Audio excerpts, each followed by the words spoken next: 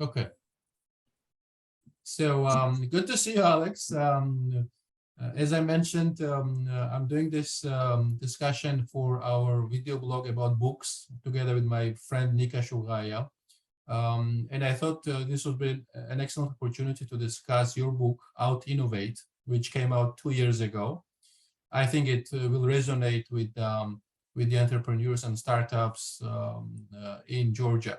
So maybe a few words about yourself. I know that you are both an investor in startups, and you also teach entrepreneurship. So maybe you can tell us a little bit about yourself, and then why did you write this book? Yeah, absolutely. So first of all, thank you for having me, and it's fun to have the conversation. So I spent my entire career at this intersection of innovation, investing, and for me, a couple industries: financial services, health, e-commerce. I wrote the book because I was feeling a pain point across a couple of these different spheres of my life.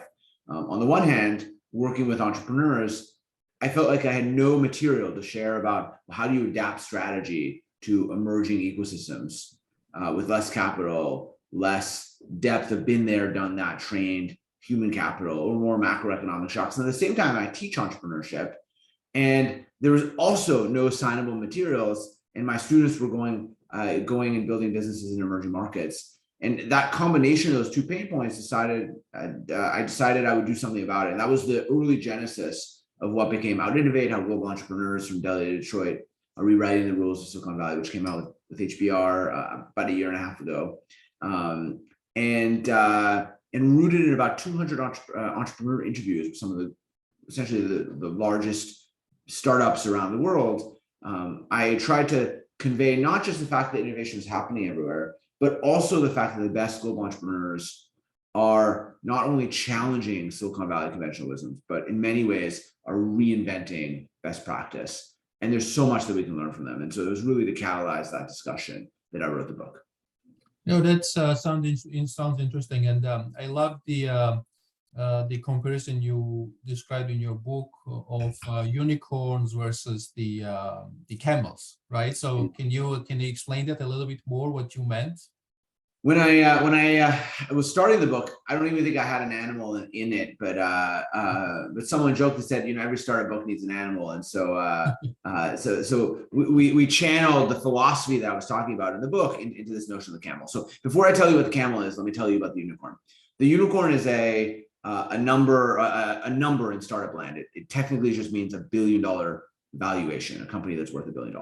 But embedded within that is a philosophy on how you build startups. A philosophy that is underpinned by notions of growth at any cost, where it's okay to grow even if unit economics don't work, or to burn lots of money even if you don't have a way to get to profitability, and taking a short-term time horizon. I believe that outside of Silicon Valley, the best entrepreneurs build camels. Why did I take this camel metaphor? A camel is an animal that exists all over the world. It can survive when times are bad, but when times are good, it drinks water faster than almost any other thing and can sprint across the desert. And that's really what the notion of what I'm trying to convey are. There's startups that are built on a foundation of sustainable, resilient unit economics that manage burn, that have a long-term horizon. And by the way, I'm a venture capitalist. I believe venture capital is a very useful tool to accelerate businesses. I think that camels take VC money when it's the right time to accelerate growth, and they understand the levers to do so. And so in some ways, I actually think camels is the most reliable way, or more reliable way, to become ultimately $1 billion business. And you think really that's by choice, or that's by necessity, that these startups in emerging markets are behaving more like camels? I think it's a combination of the two, to be honest. I think that constraints have bred different strategies. And by the way, the camel one is one example. But I think there's a couple other things we can talk about. But I think when markets are smaller, constraints on local market size have bred different strategies on how to scale. When local talent pool of been there, done that, trained startup executives is smaller, startups are taking different strategies to find talent by looking at distributed teams. And so I actually think constraints have bred different strategies, and those different strategies end up being superior if we really hone them. And that's really the point I try to make in the book. Yeah, makes sense. And I also think that since we've seen these changes and the downturn in the markets, the valuations coming down, I think your analogy and your way of how the startups should behave is even more relevant now. Do you have a comment about that? You know, it's fascinating to see. I wrote the book and finished the manuscript at the end of 2019, and then we had COVID. And all of a sudden during COVID, a lot of the themes I wrote about in the book, like how do you manage burn? How do you build distributed teams? By the way, one observation, right? Outside of Silicon Valley, distributed teams have been best practice for years. It was very new in Silicon Valley, but we actually had lots of data points on how to do it. A lot of these things during COVID ended up being really relevant, but we only saw the big downturn today. Over the last couple of years, a lot of the story I told about kind of innovation ecosystems proliferating has really become to the forefront. Today, there are 100 startup ecosystems that have created $1 billion business. The biggest startups in a number of categories are from emerging markets. The biggest tech in the world is from India. The biggest neobank in the world is in Brazil. The biggest robotic process automation is from Romania. And by the way, the biggest super app, ride sharing company, et cetera, are all from China. And so innovation is scaled, but at this exact moment, as we're going through this crisis, we're also seeing that best practice on how to survive some of these challenges, but not only survive, but thrive through them is also coming from what I call the frontier, this set of startup ecosystems around the world. And I think it's terrifically exciting. Yeah, makes sense. And one other analogy I loved in your book was about starting small, but already targeting going regional or going global. You know, maybe China is big, maybe India is big, but many of the emerging markets, especially Georgia, and we are doing this discussion for the Georgian audience, is a small country.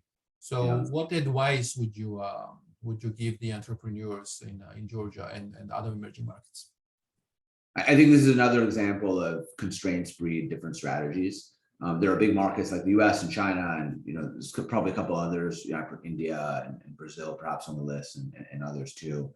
But in mid-sized and small markets, the best global entrepreneurs are building a muscle to be multi-market or even global from the get-go. And you see that in different regions, right? You see that in Singapore being an amazing launching off point to cover Southeast Asia, or Dubai in the Middle East, or frankly, a lot of different places across Latin America to become pan-regional.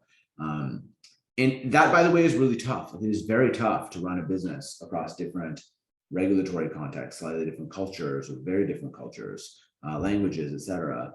And I think it ends up being a muscle that the best global entrepreneurs start building that then empowers them to scale more successfully. One of my favorite examples is a business called UiPath in Romania, where when I interviewed Daniel Dines, the founder, he talked a lot about the fact that because he came from Romania, he had to build a product, an organization, a culture, a machine that could scale across borders efficiently. And I believe that the constraint that he faced was one of the reasons he was able to build a business, that ended up scaling and winning the space and out innovating its Silicon Valley and other competitors. And so I actually think this notion of being more global ends up being a constraint that turns into a variable strength. Thank you very much. I think that was wonderful speaking with you. One more time, I highly recommend the book Out Innovate by Alex Lazarov. Alex is a practitioner. He's a venture capitalist and investor, and he's been also teaching entrepreneurship at University in California. So hope you'll enjoy it, and maybe we can also do a Georgian translation of the book at some point, Alex. Would love that. And for those that want to follow my work, you can also subscribe to my newsletter at alexlazaro.com, ALEXLAZAROW. Great. Thank you so much for the discussion. It was a lot of fun. Thank you.